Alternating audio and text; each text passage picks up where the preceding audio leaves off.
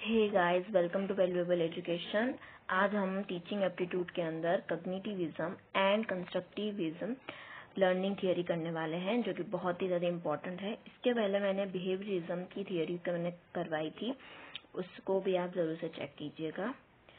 तो cognitivism and constructivism theory और उसके साथ साथ जीन पियाजेट की थियरी और वैगोत्स्काय की थियरी भी करने वाले हैं हम। तो शुरू करते हैं हम।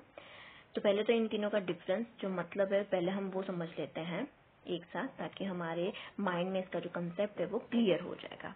तो बिहेवियरिज्म का मतलब क्या होता है कि न्यू बिहेवियर्स और changes in behaviours are acquired through association between stimuli and response. मैंने जैसे कल करवाया था ना, जो स्टिम्युली एंड रिस्पॉन्स का रीइंफोर्समेंट, पनिशमेंट, ये सारी चीजें किस में आ जाती है? बिहेवियरिज्म के अंदर आ जाती है। वो चेंज न्यू बिहेवियर आता है और चेंज इन बिहेवियर होता है इसके अंदर। यहाँ पर किसमें बिहेवियर पे फोकस किया जाता है, ठीक है। उसके बाद है कॉग्निटिविज्म, यानी माइंड पे फोकस करेंगे। कॉग्निटिविज्म का मतलब ये मेंटल स्किल्स वगैरह होती हैं, ठीक है। तो उसके अंदर क्या करेंगे? Learning occurs through internal processing of information. Internal processing of information यानी जो माइंड से रिलेटेड होती है वही सारी चीजें आ जाएंगी, वो होगा कॉग्निटिविज्म, मेंटल स्किल्स। उसके बाद है कंस्ट्रक्टिविज्म, यानी कि हम क्या करेंगे इसके अंदर हम कंस्ट्रक्ट करेंगे। We construct our own knowledge of the world based on individual experience. Individual experience के बेस पे हम अपनी नॉलेज को खुद कंस्ट्रक्ट करेंगे। तो ये है कंस्ट्रक्टिविज्म। तो अब उसके बाद है कॉग्निटिविज्म लर्निंग थियरी। तो cognitivism cognitive approach to learning generally believes that the learning process happens through experience। वो किससे होती है? एक्सपीरियंस से होती है। Trial and error and thinking through ideas to develop understanding and knowledge within the mind. हम mind से ही समझते हैं ना, understanding and knowledge within the mind. Thinking process होती है ये, ठीक है। व्हेन समवन इज कंफ्यूज होता है कोई, they are in the stage of cognitive disequilibrium. वो कौन से स्टेज में होता है? वो डिसइक्विलिब्रियम, यानी संतुलन ना होना, असंतुलन कहते हैं उसको। वो डिसइक्विलिब्रियम के स्टेज पे होता है जब वो कंफ्यूज होता है, कंफ्यूजन होती है उसको जब, ठीक है। When they reach understanding of a topic, जब उसको टॉपिक को समझ में आ जाते हैं कि हाँ इस टॉपिक को ये कहते हैं, इसके अंडरस्टैंडिंग आ जाती है टॉपिक की, तो दे अचीव कॉग्निटिव इक्विलिब्रियम। वो बैलेंस हो जाते हैं, वो कॉग्निटिव इक्विलिब्रियम को अचीव कर देते हैं। तो जब कंफ्यूजन होता है तब उसको क्या कहते हैं? डिसइक्विलिब्रियम। और जब अंडरस्टैंडिंग आ जाती है टॉपिक की तो हम उसको कहते हैं इक्विलिब्रियम, ठीक है। The most famous cognitive development theorist वो कौन है? जीन पियाजेट है। ये इंपॉर्टेंट है, आपको याद रखना है। The most famous cognitive development theorist कौन है? तो जीन पियाजेट है। और उसने कॉग्निटिव डेवलपमेंट के स्टेजेस भी दिए हैं, ठीक है। वो भी हम आगे पढ़ेंगे। जीन पियाजेट की जो थियरी होगी उसमें स्टेजेस आएंगे, हम वो भी पढ़ेंगे। फिर है कंस्ट्रक्टिविज्म लर्निंग थियरी। तो constructivism learning theory emphasizes the that we use our prior knowledge. जो हमारी प्रीवियस नॉलेज है हम उसका इस्तेमाल करते हैं in the learning process. We will think about what we already know. हम सोचते हैं कि हमारे पास क्या है, क्या हम जानते हैं, हमारी प्रायर नॉलेज क्या है, and how our new knowledge can contribute to or challenge our existing knowledge. हमारी जो न्यू नॉलेज है, प्रीवियस नॉलेज तो है ही, और उसके बेस पे जो हमारी न्यू नॉलेज है वो किस तरह से क्रिएट होगी, हमारी जो एग्जिस्टिंग नॉलेज है वो किस तरह से न्यू नॉलेज को कंट्रीब्यूट करेगी, ठीक है। As more and more new knowledge enters our mind through experience. New knowledge किस तरह से एंटर करती है हमारे माइंड के अंदर? एक्सपीरियंस से। We develop increasingly more complex understanding of how the world works. तो हमें धीरे धीरे करके इंक्रीजिंगली वो कॉम्प्लेक्स हो जाती हैं चीजें, हम अंडरस्टैंडिंग करने लगते हैं कि वर्ल्ड कैसे वर्क करता है, ठीक है। तो ये है कंस्ट्रक्टिविज्म। तो अब है gene Piaget theory of cognitive development. तो वो क्या है? कॉग्निटिव कंस्ट्रक्टिविज्म थियरी का ही एक पार्ट है, कॉग्निटिव कंस्ट्रक्टिविस्ट थियरी। तो वो क्या है? जीन पियाजेट की थियरी है। According to Piaget, the child understanding of the world is constantly evolving. ठीक है, तो वो क्या होती है, चाइल्ड की जो अंडरस्टैंडिंग होती है वो कॉन्स्टेंटली क्या हो जाती है, विकसित होती है, कॉन्स्टेंटली वो विकसित होती ही रहती है, जैसे जैसे वो बड़ा होता है वैसे. They form schemas regarding stimuli encountered in the environment which are then continuously modified. उसके बाद क्या हो जाती है, वो मॉडिफाई होती है through the process of assimilation and accommodation. ठीक है, स्कीमा का मतलब ये होता है कि कोई भी नॉलेज बेसिक यूनिट और building block of intelligent behaviour, basic unit होता है या फिर building block of intelligent behaviour, कोई भी ऐसी इंफॉर्मेशन होती है, नॉलेज होती है हमारे माइंड में. ठीक है, जो किसी भी टॉपिक के बारे में कि हमें जितना पता होता है वो बेसिक आइडियाज होता है समझो. ठीक है, तो वो होता है स्कीमा. हाँ, और स्कीमा से रिलेटेड फिर उसको क्या वो जो हमारे पास नॉलेज होती है फिर वो कंटिन्यूअसली मॉडिफाई होने लगती है कैसी प्रोसेस से, असिमिलेशन एंड अकोमोडेशन प्रोसेस के थ्रू. उस नॉलेज के अंदर धीरे धीरे करके न्यू एडिशन होने लगता है और एक नई नॉलेज हो जाती है. तो असिमिलेशन का मतलब होता है कि when new knowledge is processed in term of existing schema. Existing schema के अंदर न्यू नॉलेज आ जाती है तो हम इसे क्या कहते हैं, असिमिलेशन. ठीक है, and if that information is inconsistent with the existing schema.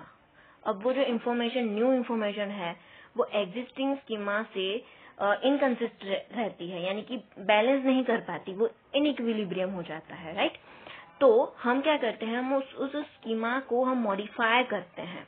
तो हम जब मॉडिफाई करते हैं तो हम उसको क्या कहते हैं, अकोमोडेशन कहते हैं.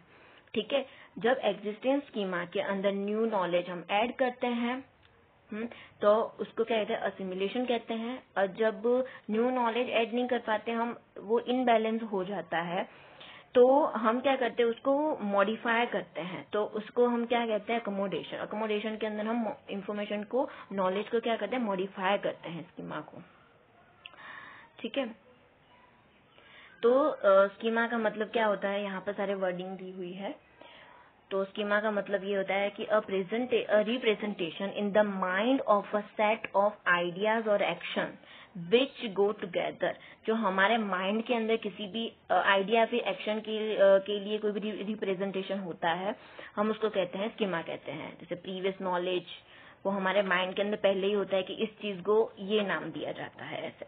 फिर असिमिलेशन यानी कि process of taking the information into our previously existing schema. हमारे पास जो प्रीवियसली एग्जिस्टिंग स्कीमा के अंदर हम जो इंफॉर्मेशन ऐड करते हैं उसको क्या कहते हैं, असिमिलेशन कहते हैं. अकोमोडेशन के अंदर हम क्या करते हैं, new experience, new information add करते हैं, यानी मॉडिफाई करते हैं हम एग्जिस्टिंग आइडियाज को. तो मॉडिफाई करना, तो हम कहते हैं उसको अकोमोडेशन. इक्विलिब्रियम यानी बैलेंस करना, हम बैलेंस किसके बीच में करते हैं, असिमिलेशन एंड अकोमोडेशन के बीच में हम बैलेंस करते हैं, तो हम उसको क्या कहते हैं, इक्विलिब्रियम कहते हैं. ठीक है, ये सारी जो वर्ड्स है ना आपको याद रखना है, इसके ऊपर से क्वेश्चंस आ सकते हैं. फिर है पियाजेट जो स्टेप्स हैं, स्टेजेस हैं ऑफ कॉग्निटिव डेवलपमेंट के, तो वो है यहाँ पर टोटल 4 स्टेजेस दिए हुए हैं. एक है सेंसरी मोटर, दूसरा है प्री ऑपरेशनल, तीसरा है कंक्रीट ऑपरेशनल, चौथा है फॉर्मल ऑपरेशनल. सेंसरी मोटर के अंदर क्या आएगा, बर्थ टू 2 इयर्स, बर्थ से लेकर 2 साल के बच्चे जो होते हैं ना, वो किसमें काउंट होते हैं, सेंसरी मोटर स्टेज के अंदर. तो अब वो क्या करते हैं, use senses and motor skills items none by use. Object permanence learned. तो बर्थ से लेकर 2 साल के जो बच्चे होते हैं वो अपनी सेंसेस का यूज करते हैं, किसी भी चीज को, किसी भी ऑब्जेक्ट को देखते हैं, फिर उसको टच करते हैं, अपनी सेंसेस का इस्तेमाल करते हैं. ठीक है, मोटर स्किल्स का इस्तेमाल करते हैं, टच करते हैं, सेंसेस का इस्तेमाल करते हैं. तो वो सारी चीजें किसमें इंक्लूड है, सेंसरी मोटर में. ठीक है, फर्स्ट स्टेज हो गया सेंसरी मोटर. सेकेंड है प्री ऑपरेशनल, उसके अंदर 2 से 6 साल के बच्चे को इंक्लूड किया गया है, 2 से 6 साल के बच्चे. तो इसके अंदर क्या क्या है इंक्लूड, तो है सिंबॉलिक थिंकिंग, लैंग्वेज यूज्ड. अब वो लोग लैंग्वेज को सीखना शुरू करते हैं, बोलना स्टार्ट करते हैं. ईगोसेंट्रिक थिंकिंग भी होती है, इमेजिनेशन करते हैं, एक्सपीरियंस ग्रो, चाइल्ड डिसेंटर्स होते हैं, ठीक है। तो ये सारी चीजें किसके अंदर आती हैं, प्री ऑपरेशनल, जो 2 से 6 साल के बच्चों में होते हैं उसे कहते हैं प्री ऑपरेशनल। उसके बाद है कंक्रीट ऑपरेशनल, तो वो 7 से 11 साल के बच्चे इंक्लूड है इसमें, कंक्रीट ऑपरेशनल। तो उसके अंदर क्या क्या चीजें इंक्लूड है, लॉजिक अप्लाइड, हैज ऑब्जेक्टिव या रैशनल इंटरप्रिटेशन, अब धीरे धीरे करके वो इंटरप्रिट भी करना सीखेंगे, कंजर्वेशन भी करेंगे, नंबर्स, आइडियाज, क्लासिफिकेशन भी करना सीखेंगे कि इस चीज को ये चीज कहते हैं, जैसे स्क्वायर को स्क्वायर के साथ, सर्कल को सर्कल के साथ। तो इस तरह से वो 7 से 11 साल के बच्चे जो कंक्रीट ऑपरेशन कर सकते हैं, लॉजिक अप्लाई कर सकते हैं, ठीक है। फिर फॉर्मल ऑपरेशनल, तो वो 12 साल से अडल्टहुड तक आएगा फॉर्मल ऑपरेशनल। तो इसके अंदर कौन कौन सी चीजें आ जाएंगी, थिंग्स एब्स्ट्रैक्टली, हाइपोथेटिकल आइडियाज, जो ब्रॉडर इश्यूज होते हैं वो सोचना शुरू करेंगे, ethics, politics, social moral issues को एक्सप्लोर करेंगे, इथिक्स की, पॉलिटिक्स की, सोशल मोरल, ये सारे जो इश्यूज होते हैं उसको एक्सप्लोर करेंगे। तो वो क्या होंगे, फॉर्मल ऑपरेशनल। धीरे धीरे करके उनकी जो अंडरस्टैंडिंग लेवल होती है वो इंक्रीज होने लगती है सिंपल में। तो फर्स्ट स्टेज क्या होगी, सेंसरी मोटर, सेकेंड होगी प्री ऑपरेशनल, उसके बाद कंक्रीट, उसके बाद फॉर्मल ऑपरेशनल, ठीक है। तो SPCF करके भी हम याद रख सकते हैं। ये 4 स्टेजेस हैं टारगेट के, कॉग्निटिव डेवलपमेंट के। इसके ऊपर से भी क्वेश्चन आ चुके हैं, तो इसको भी अच्छे से आपको याद रखना है, ये 4 स्टेजेस। उसके बाद है लेव वाइगोर्स्काय थियोरी ऑफ लर्निंग, तो ये किसके अंदर इंक्लूड है, social constructivist theory. The most famous social constructivist वो कौन है, लेव वाइगोर्स्काय है। तो ये भी क्वेश्चन आ चुका है, the most famous social constructivist वो कौन है, वाइगोर्स्काय है, ठीक है। ये नाम आपको याद रखना है, सोशल कंस्ट्रक्टिविस्ट।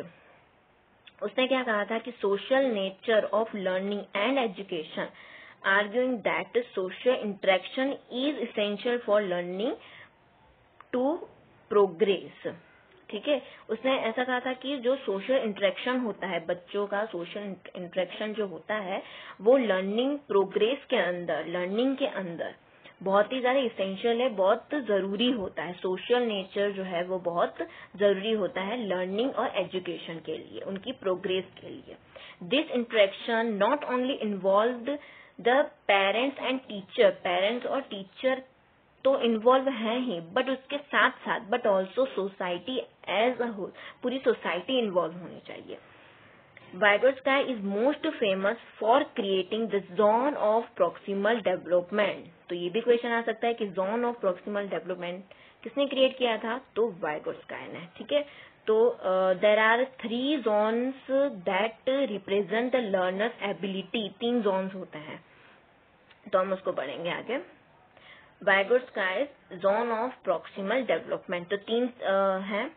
फर्स्ट ये जो बीच वाला आपको दिख रहा है ना, उसको कहते हैं टू इजी जोन। उसका मतलब होता है कि what the student can do without help, help के बिना कोई भी चीज, कोई भी टॉपिक, कोई भी इंफॉर्मेशन को वो समझ लेते हैं, वो कर लेते हैं काम को, उसे कहते हैं टू इजी जोन, हेल्प के बिना करना काम, ठीक है, विदाउट हेल्प।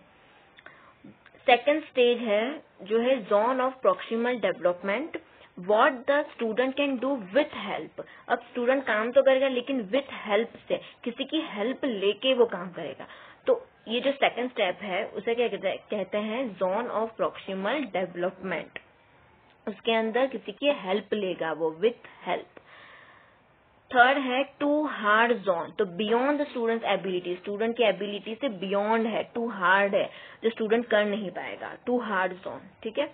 अब learner assistance in the zone of proximal development के अंदर क्या क्या आ जाएगा, तो मोर नॉलेजेबल अदर, मोर नॉलेजेबल अदर के अंदर टीचर्स आ जाएंगे, पेरेंट आ जाएंगे, पेरेंट ऑफ पीयर आ जाएंगे, ठीक है। तो ये होगा मोर नॉलेजेबल अदर, यानी कि स्टूडेंट से ज्यादा नॉलेज वाले लोग जो होते हैं वो। एजुकेशनल टेक्नोलॉजीज भी आ जाएंगी, फिर स्कैफोल्ड्स भी आ जाएंगे, prompting, open ended questioning, modelling etcetera. First zone क्या कंसिस्ट करता है, what the learner can accomplish independently with no assistant, वो खुद ही काम कर सकता है without help। और सेकंड जो है with some गाइडेंस के साथ वो काम कंप्लीट करेगा। और थर्ड जो है learner कैन नॉट डू, वो काम नहीं कर पाएगा। ये 3 जोन है। तो वाइगोट्स का जो स्कैफोल्डिंग है उसके ऊपर से भी क्वेश्चन बनते हैं कि उसका मीनिंग, ठीक है। तो स्कैफोल्डिंग का मतलब होता है कि is a method of teaching है that helps learner understand educational content by working with an educator or someone who has a better understanding of the material। तो ऐसे लर्नर जो है वो हेल्प लेते हैं ऐसे एजुकेटर की या ऐसे किसी इंसान की, ऐसे पर्सन की जो उस मटेरियल में यानी उस टॉपिक में उनसे ज्यादा अंडरस्टैंडिंग है, बेटर अंडरस्टैंडिंग है, ज्यादा नॉलेज है उनको, उनकी क्या करते हैं, हेल्प लेते हैं। तो हम उसको क्या कहते हैं, scaffolding. Scaffolding can help a student learn content they wouldn't have been able to process on their own. जो वो स्कैफोल्डिंग क्या करता है, हेल्प करता है स्टूडेंट को जो वो खुद से नहीं कर पाते, जो काम जो टॉपिक वो खुद से नहीं कर पाते हैं तो उसको करने के लिए वो हेल्प करता है स्टूडेंट को, तो उसे कहते हैं स्कैफोल्डिंग। उसके बाद है a key factor in a child's progress involve the role of more knowledgeable other. तो role of more knowledgeable other का रोल आ जाता है इसके अंदर।